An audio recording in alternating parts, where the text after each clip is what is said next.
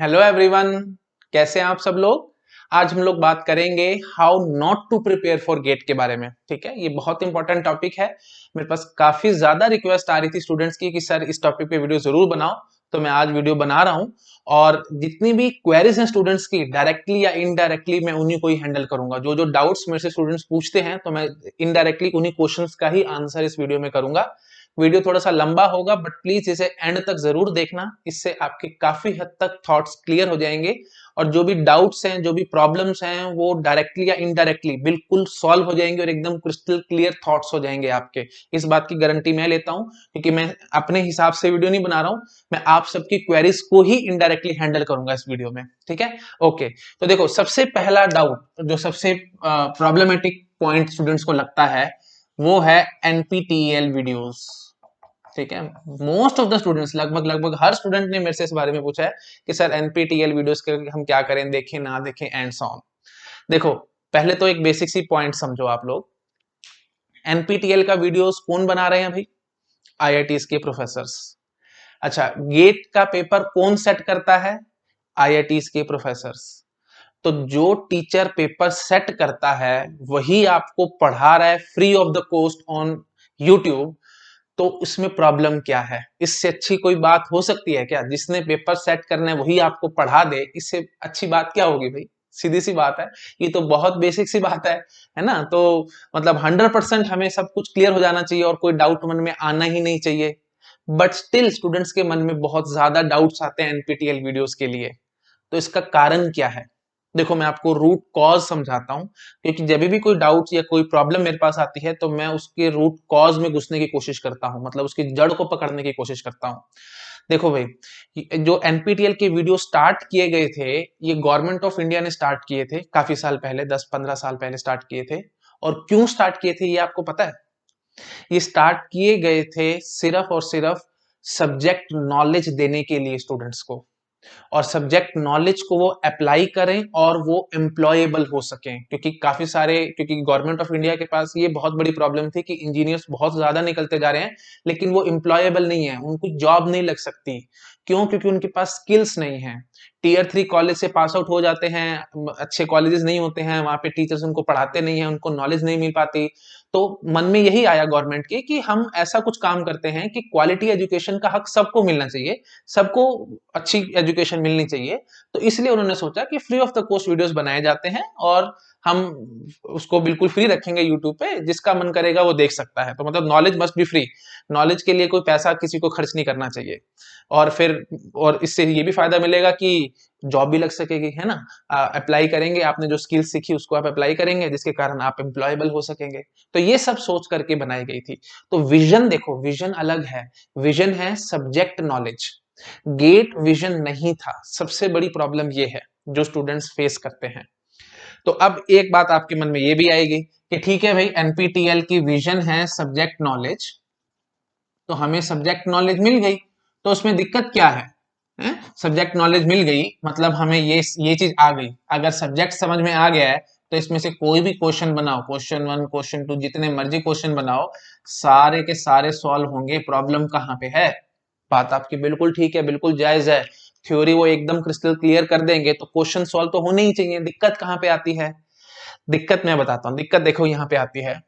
पहली बात तो ये समझो, जो एनपीटीईएल के वीडियोस है ना, जितने सक्सेस के वो हकदार हैं, जितना उनको सक्सेस मिलनी चाहिए, उतनी सक्सेस इनको नहीं मिली है। बहुत अच्छी क्वालिटी के वीडियोस हैं और बहुत रिनोव्ड प्रोफेसर्स इनको बना रहे हैं, मतलब बहुत ज्यादा नॉलेजेबल पर्संस इनको बना रहे हैं वीडियोस को।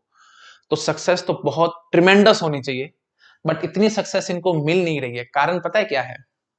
कारण ये नहीं है कि उनको पढ़ाना नहीं आता। मैं देखता हूँ, सॉरी टू से, बट मेरे पास ईमेल आती है, स्टूडेंट्स बोलते हैं कि सर वो पता नहीं कैसे पढ़ाते हैं, हम तो बोर हो जाते हैं, हमें तो नींद आ जाती है, एंड सो ऑन, वो सब चीजें आती हैं। मेरे को पता है क्वेरीज बहुत स्टूडेंट्स को आती है, प्रॉब्लम भी बहुत ज्यादा आती है। इस प्रॉब्लम का रूट कॉज पता है क्या है? जो एक्चुअली जो वीडियोस बना रहे हैं ना, देखो, वो professors one of the best minds हैं इंडिया के, one of the best minds, या you can say one of the finest minds हैं वो इंडिया के। और रादर इंडिया के भी क्यों बोलूं, मैं तो पूरे वर्ल्ड के बोलूंगा। जितने भी प्रोफेसर हैं ना, लगभग आईआईटीज में जितने 90% प्रोफेसर को आप देखेंगे उनका पूरे वर्ल्ड में नाम है। आप वर्ल्ड क्यूएस रैंकिंग में देखेंगे ना, आप आईआईटी में जाएंगे, आईआईटी बॉम्बे में जाएंगे, आईआईटी कानपुर में जाएंगे एंड सो ऑन, उनकी फैकल्टीज को देखेंगे, फैकल्टी के नाम तक लिखे हैं उन्होंने, तो उनका नाम पूरे वर्ल्ड में है। और एक वर्ड मैं आपके साथ बोलूंगा, सॉरी मुझे बोलना नहीं चाहिए वो वर्ड, थोड़ा सा ऑफेंसिव लगेगा, बट मेरी इंटेंशन वैसे बिल्कुल नहीं है। मैं कोई ऐसा नहीं हूं, मतलब मेरी कोई इतनी ज्यादा औकात नहीं है या मेरा कोई इतना ज्यादा लेवल नहीं है कि मैं किसी के बारे में कमेंट करूं या मैं कुछ बोलूं, बट मैं एक मैसेज कन्वे करना चाहता हूं आप लोगों को, तो उस मैसेज के लिए मुझे वो वर्ड यूज करना पड़ेगा। जिन पे आप डाउट करें ना, जिन प्रोफेसर पे कि उनको पढ़ाना नहीं आता या वो ढंग से पढ़ाते नहीं है एंड सो ऑन, उनकी औकात पता है क्या है?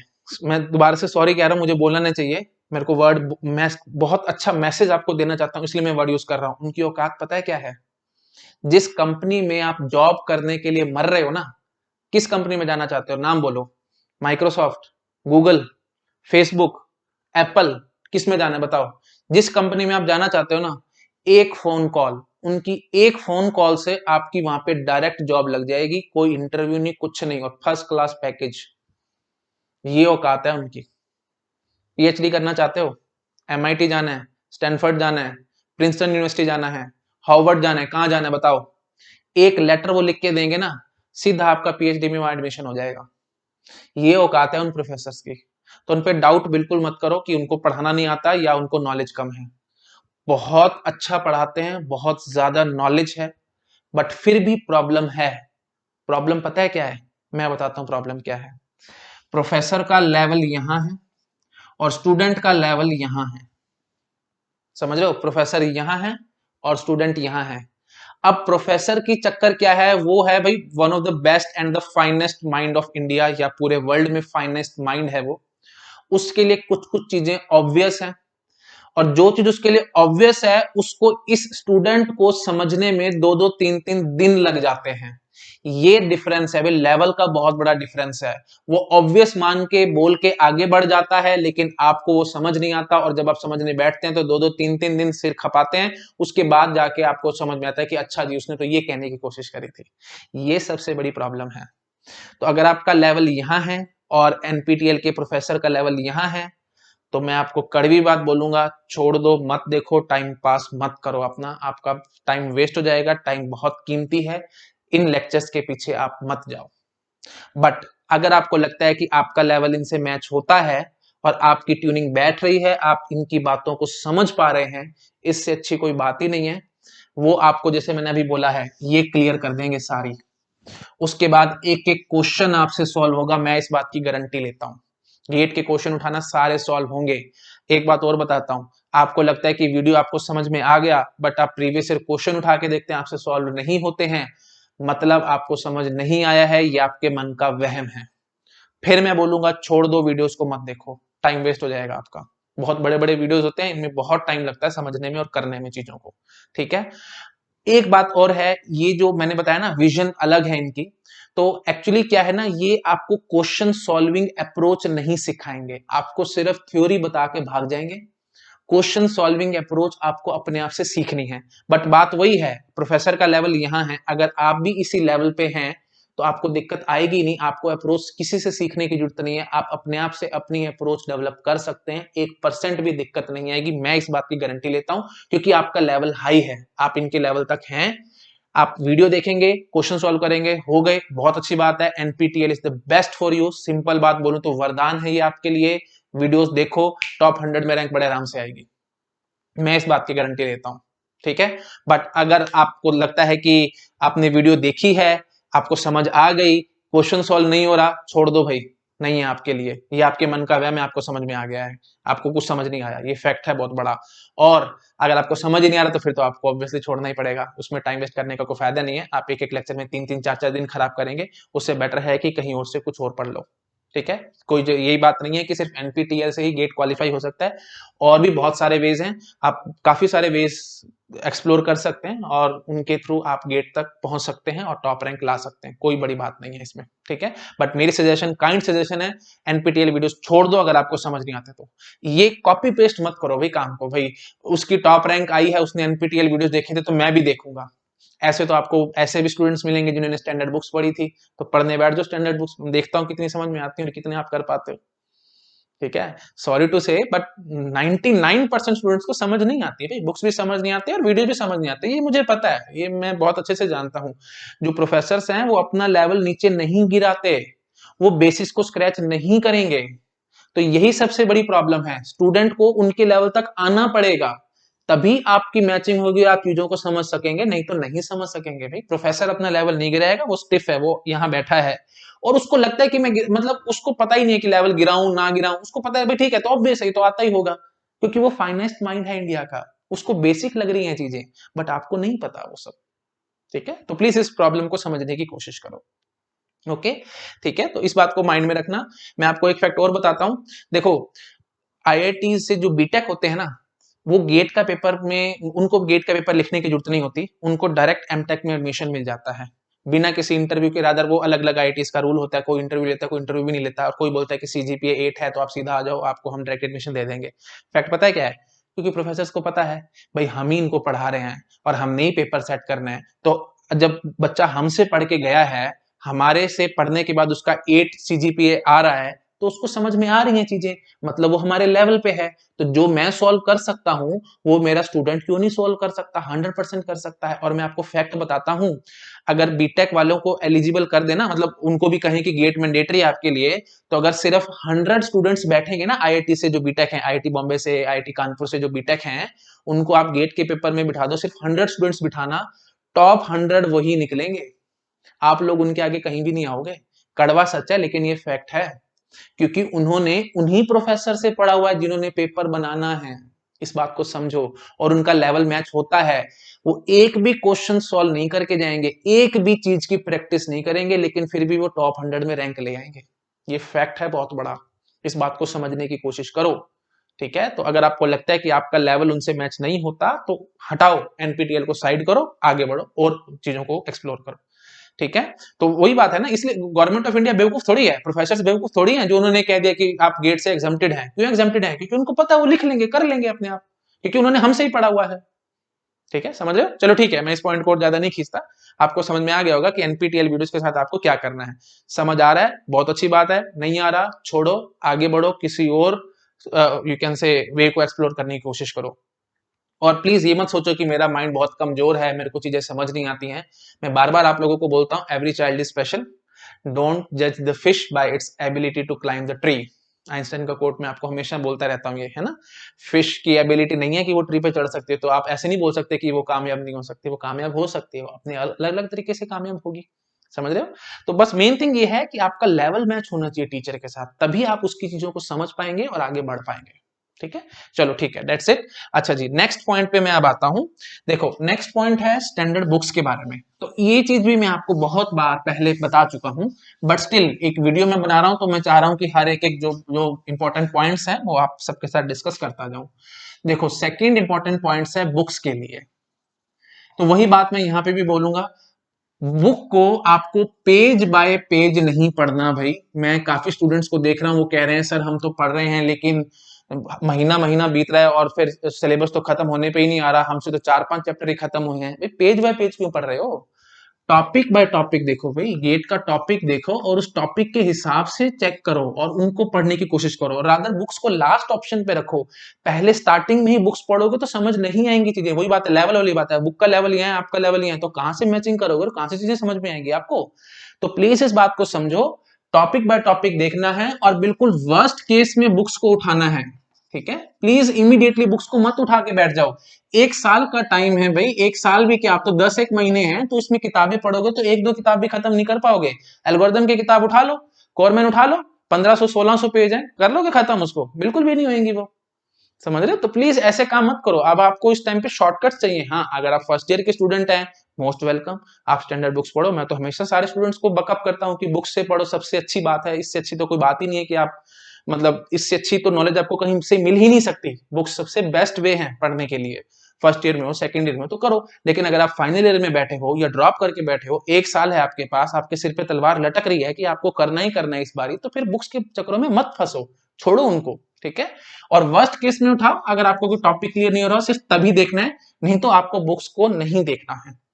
बुक्स में फंसोगे तो उसमें फंस के ही रह जाओगे, आगे नहीं काम कर पाओगे। और मैं आपको बात बताता हूँ, कुछ स्टूडेंट्स मेरे को ये भी कहते हैं कि सर मेरे को ये topic, such and such topic मुझे बहुत इंटरेस्टिंग लगता है और मैंने बुक्स भी काफी सारी इसकी पढ़ ली हैं और बुक्स की एक्सरसाइजेस भी सॉल्व कर ली हैं। सॉरी टू से, ये अप्रोच गलत है भाई। ऐसे काम मत करो, किसी भी टॉपिक की बहुत ज्यादा डिटेल में मत जाओ, आपको उसमें पीएचडी नहीं करनी भाई, आपको गेट करना है, इससे ऊपर लेवल में मत जाओ।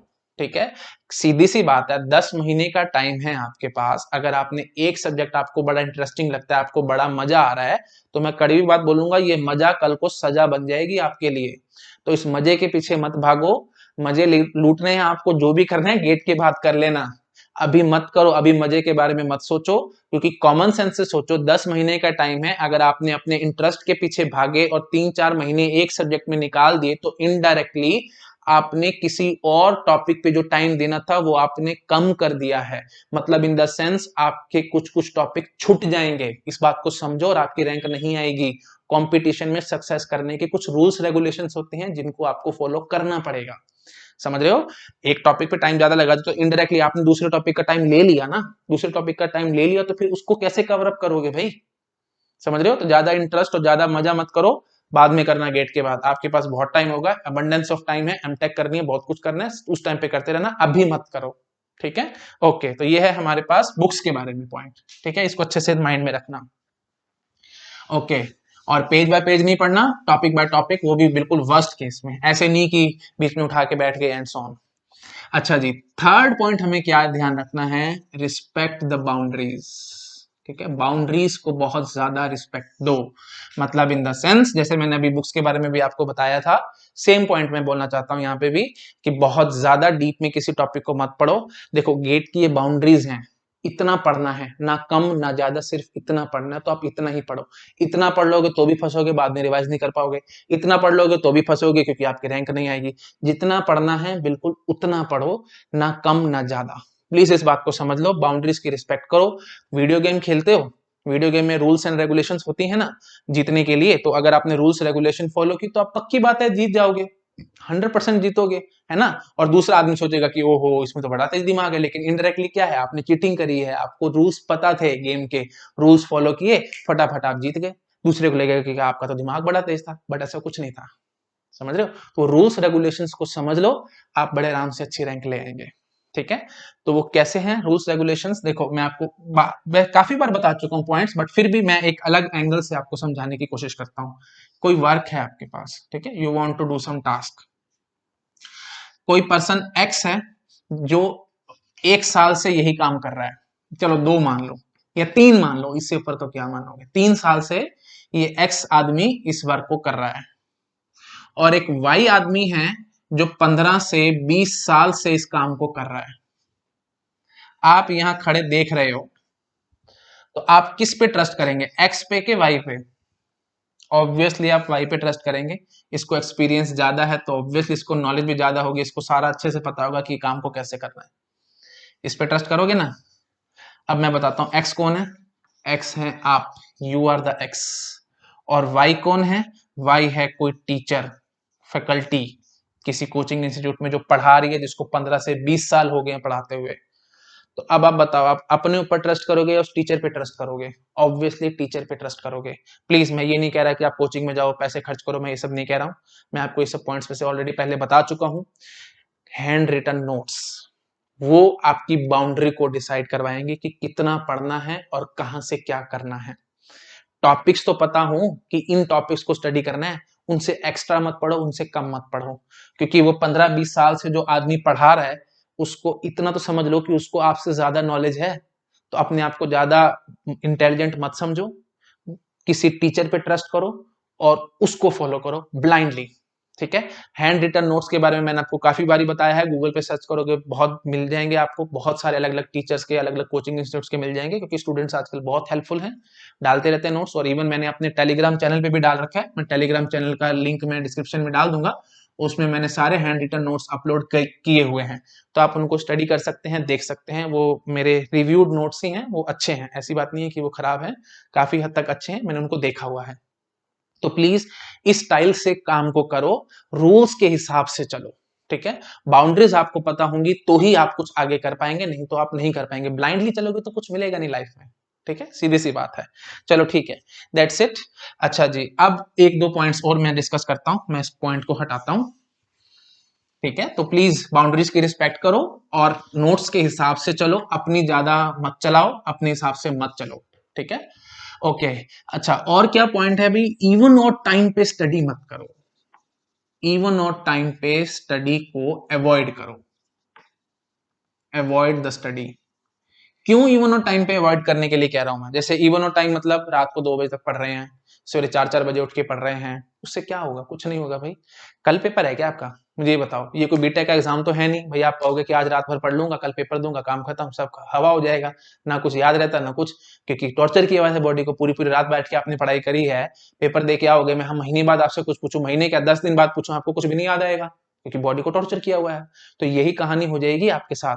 तो प्लीज बॉडी को टॉर्चर मत करो, इवन और टाइम पे स्टडी मत करो, प्रॉपर प्लान आउट करो और ढंग से स्टडी करो। ठीक है, मतलब देखो मैं सिंपल सी बात ये कहना चाहता हूँ, बहुत ज्यादा तेज मत भागो भाई, बहुत ज्यादा तेज भागोगे तो खुद ही फंसोगे। ठीक है, ऐसे समझ लो, एनर्जी आपको सेव करनी है। आप आप क्या कर रहे हो फिलहाल? गेट की तैयारी कर रहे हो? नहीं, मैं ये नहीं कहूंगा कि आप गेट की तैयारी कर रहे हो। आप लास्ट के 1 मंथ की तैयारी कर रहे हो कि आखिरी के 1 मंथ में मुझे क्या क्या करना है। या अच्छा बोलूं तो मैं ऐसे बोलूंगा, नवंबर, दिसंबर और जनवरी, ये 3 मंथ हैं, ये 3 महीने हैं जो आपकी सक्सेस लिखेंगे, जो डिसाइड करेंगे कि आप गेट में सक्सेसफुल हो गए या नहीं हो गए। उसमें आपको ट्रिमेंडस एफर्ट करना है। तो उस टाइम के लिए एनर्जी को सेव करके रखो। ऐसे मत करो कि अभी सारी एनर्जी बर्बाद कर दो। ठीक है, समझ रहे हो? अगर अभी आप इवन और टाइम पे पढ़ाई करेंगे, बहुत ज्यादा जोर लगाएंगे, तो उन आखिरी के 2-3 महीने में आपका पढ़ने का मन भी नहीं करेगा। आपको लगेगा ठीक है भाई, आता तो है ही मेरे को सब कुछ, ठीक है जो कुछ चल रहा है, जो कुछ है ठीक है, ओके है, एंड सो ऑन। मैं फैक्ट बताता हूँ आपको, इस सबसे डेंजरस थॉट है अगर आपके मन में उस टाइम पे आया तो, आखिरी के जनवरी में, दिसंबर में आपका पढ़ने का मन नहीं कर रहा ना, समझ लेना आपकी रैंक नहीं आएगी गेट में। ये बहुत बड़ा फैक्ट मैं बता रहा हूँ। और पढ़ने का मन क्यों नहीं करेगा पता है? मैं बताता हूँ। अभी आपने ज्यादा मेहनत करी है, तो अभी बहुत ज्यादा मेहनत मत करो, इवन और टाइम पे स्टडी करना बंद करो। ठीक है, बिल्कुल नहीं पढ़ना इस टाइम पे। अपना ढंग से दिन को यूटिलाइज करो भाई, पूरा दिन पड़ा है आपके पास, मैंने आपको काफी बार बताया भी है, प्रॉपर प्लानिंग के हिसाब से चलो, 6 घंटे निकालो, 6 घंटे बहुत ज्यादा है, मोर देन सफिशियंट है फिलहाल आपके लिए। 10 से 12 दिन में पढ़ो, उसके बाद 5 से 7 पढ़ लो, या 3 से 5 पढ़ लो, और उसके बाद एक बारी 8 से 10 पढ़ लो। ठीक है, या जैसे आपका मन करे, मतलब 2-2 घंटे के 3 स्लॉट्स निकालो, काम खत्म, प्रेशर आएगा ही नहीं माइंड पे, 1% भी प्रेशराइज आप फील नहीं करेंगे। लेकिन अगर आपने इवन और टाइम पे स्टडी करी है, बहुत ज्यादा प्रेशराइज कर लिया अपने आप को, तो फिर आप खुद ही फंस जाएंगे। आप समझ पा रहे हो? फ्रस्ट्रेशन दिमाग में आएगी, पढ़ने का मन नहीं कर होगा, फिर भी पढ़ते जाओगे, पढ़ते जाओगे, पढ़ते जाओगे, तो एंड में क्या करोगे भाई? तो एनर्जी को एंड के लिए सेव करो। अभी अभी क्या करना है आपको? अभी सिर्फ 6 घंटे, 5 घंटे, 6 घंटे ऐसे निकालो दिन में, that is more than sufficient for you. ठीक है, और हैप्पी रहने की कोशिश करो। ठीक है भाई, जितना हो गया दिन का बहुत अच्छा काम हुआ है मेरा। ठीक है, इस हिसाब से चलो, टॉर्चर मत करो बस अपने आप को, इस बात का ध्यान रखना। Please do not torture your body, मैं बार बार बोल रहा हूं। टॉर्चर करी हुई पढ़ाई कभी भी काम नहीं आती और ना ही आपको याद रहेगी। आज आप पढ़ रहे हो, आपको फरवरी में लिखना है गेट एग्जाम, तो इतना टाइम याद रख लोगे क्या? आज रात को जाग लिया तो उससे क्या हो जाएगा? थोड़ा कड़वा बोलूं, क्या उखाड़ लोगे रात को जाके? आज क्या हो जाएगा? कुछ भी नहीं होगा। सवेरे जल्दी उठ के क्या कर लोगे? कुछ भी नहीं करोगे, क्योंकि आज पेपर नहीं है ना भाई, फरवरी में पेपर है। ये सब काम आखिरी के 2-3 महीने के लिए स्टोर करके रखो, ताकि अभी मैंने जितना एफर्ट किया है ना, उससे डबल ट्रिपल एफर्ट आप आखिरी के 2-3 महीने में करोगे। क्योंकि रिवीजन भी करनी होगी, टेस्ट भी करने होंगे, बहुत कुछ करना होगा उस टाइम पे, तो बहुत ज्यादा काम इकट्ठा होगा। आपका अपने आप मन भी करेगा, एनर्जी भी होगी, क्योंकि आपने पहले अपनी बॉडी को टॉर्चर नहीं किया हुआ। लेकिन अभी टॉर्चर कर लोगे तो बाद में एनर्जी नहीं बचेगी। ठीक है, आई थिंक समझ में आ गया होगा मैं यहाँ पे क्या कहना चाह रहा हूँ। ओके, अच्छा, और क्या पॉइंट है? देखो, मोनोटोनस वर्क को अवॉइड करना है आपको।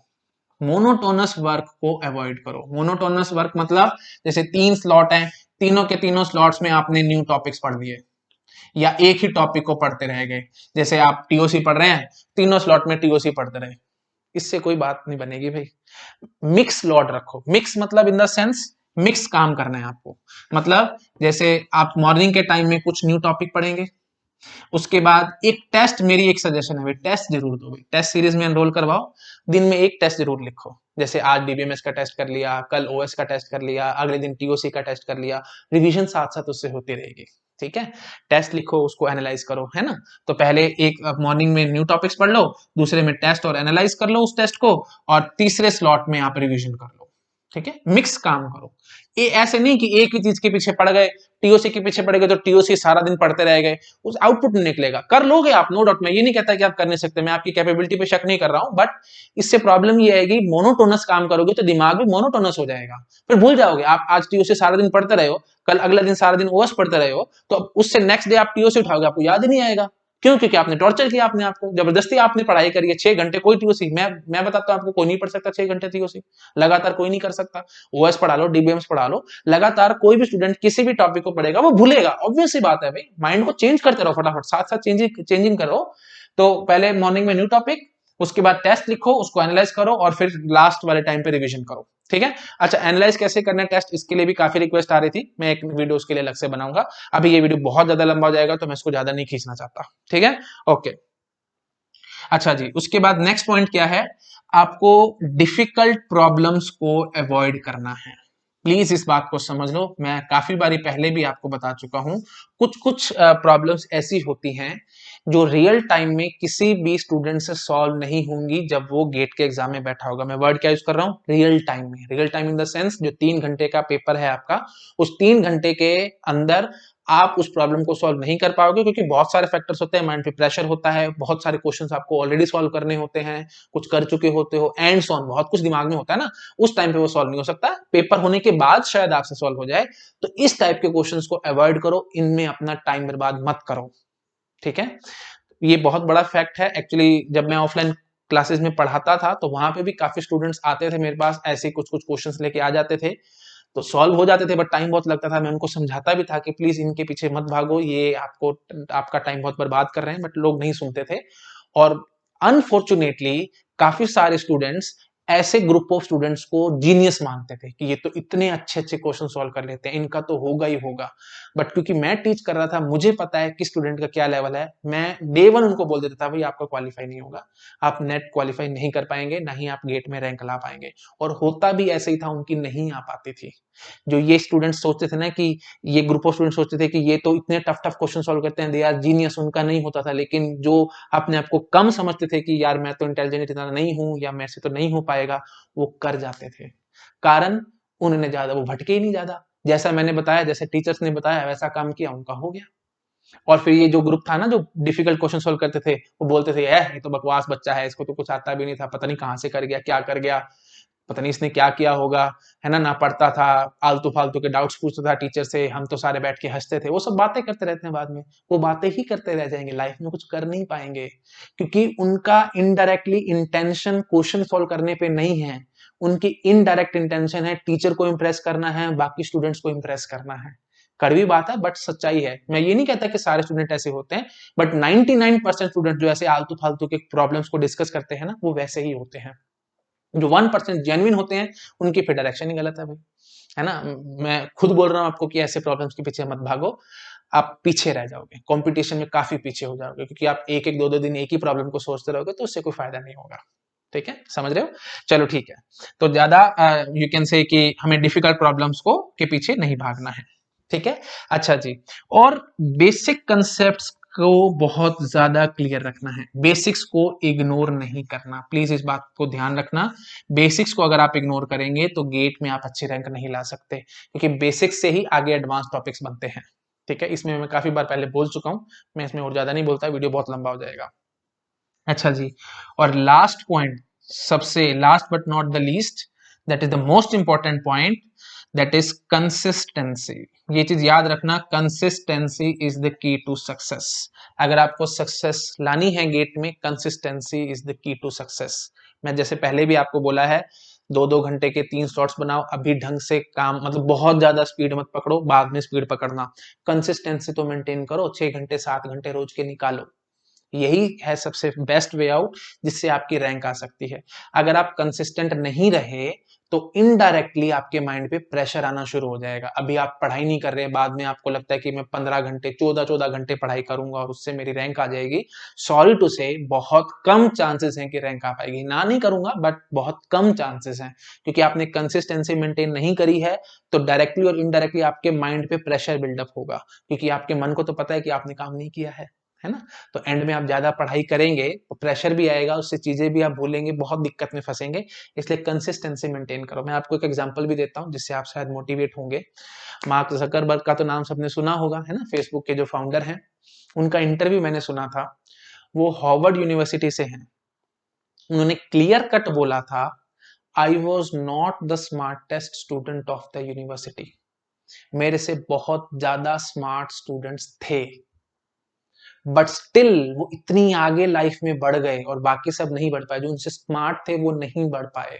कारण आप समझ पा रहे होंगे। Consistency is the key to success. वो कंसिस्टेंट रहे, काफी ज्यादा मेहनत करी और काफी सालों तक लगातार मेहनत करी, टिके रहे वो अपनी जगह पे, सक्सेस कर गए।